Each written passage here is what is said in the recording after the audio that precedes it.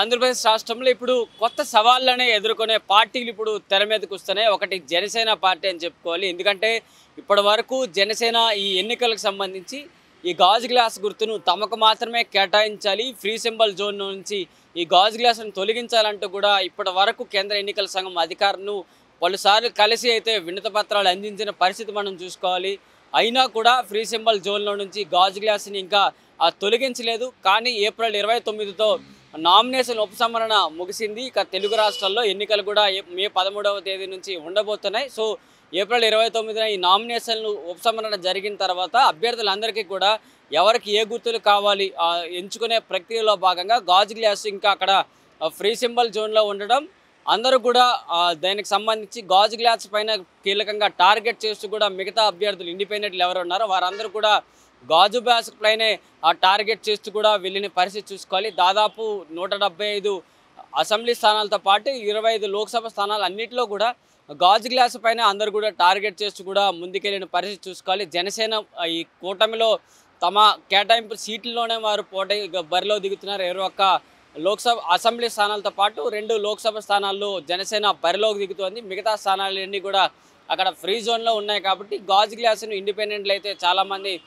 తీసుకున్న పరిస్థితి చూసుకోవాలి. దీనికి సంబంధించి అంటే ఈ గాజు గ్లాసు పైన మరోసారి ఫైట్కి అయితే జనసేన పార్టీ అలాగే టీడీపీ బీజేపీ అందరూ కూడా మరోసారి ఫైట్కి అయితే దిగారు.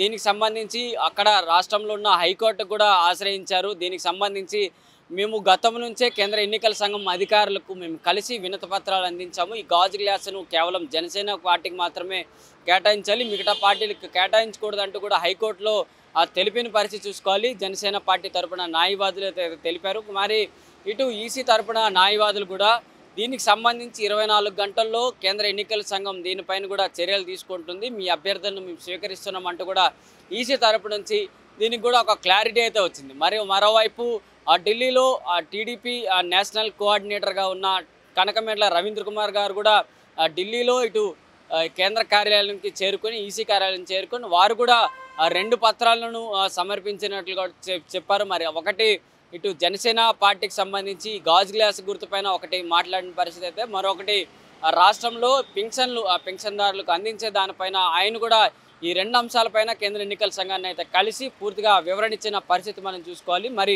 కేంద్ర ఎన్నికల సంఘం వీటిపైన రాష్ట్రంలో ఈ అభ్యర్థులకు ఇండిపెండెంట్ అభ్యర్థులకు గాజు గ్లాసుని కేటాయించారు కాబట్టి వాటిని ఎంత మేరకు తొలగిస్తారు, ఏ రోజుల్లోనూ తొలగించి అభ్యర్థులకు అక్కడ కూడా వారికి ప్రచారానికి వాళ్ళకి కూడా ఇండిపెండెంట్లకు కూడా సమయం కావాలి కాబట్టి వారికి ఎంత త్వరగా మార్పించి అభ్యర్థులకు గాజు గ్లాసును తొలగిస్తారో చూడాల్సిన అంశాలు అయితే కనిపిస్తున్నాయి. మరి ఇక్కడ కేంద్ర ఎన్నికల సంఘం ఏ విధంగా చర్యలు తీసుకుంటారు, రాష్ట్రంలో ఉన్న రాష్ట్ర ఎన్నికల అధికారులు ఏ విధంగా తీసుకుంటారు, మరి రిటర్నింగ్ అధికారులకు ఎటువంటి సూచనలతో గాజు గ్లాసుని పూర్తిగా తొలగించే విధంగా చేస్తారా లేకపోతే ఏం చేస్తారనే దానికి ఒక స్పష్టత అయితే రావాల్సింది. కానీ మాత్రం ఇప్పుడు రాష్ట్రంలో అయితే ఇప్పుడు టీడీపీ బీజేపీ జనసేన ఈ కూటమి నేతలకు మాత్రం ఒక పెద్ద యుద్ధ సవాల్ అంటూ చెప్పుకోవాలి. ఎందుకంటే ప్రతి చోట కూడా ఎన్నికల ప్రచార సభలకు అన్ని పార్టీలు కూడా కలిసి అక్కడికి వెళ్తున్నాయి.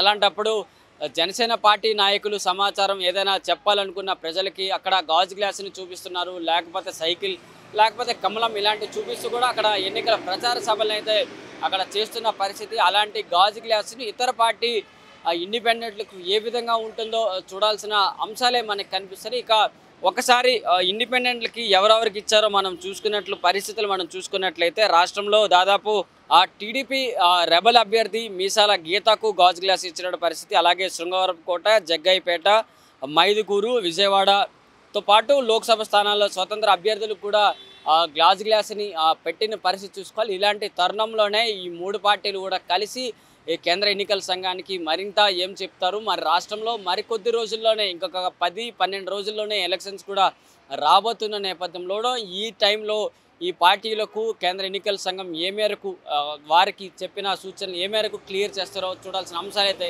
కనిపిస్తున్నాయి. వీడియో జర్నలిస్ట్ కృష్ణతో ప్రశాంత్, ఆంధ్రప్రభ, న్యూఢిల్లీ.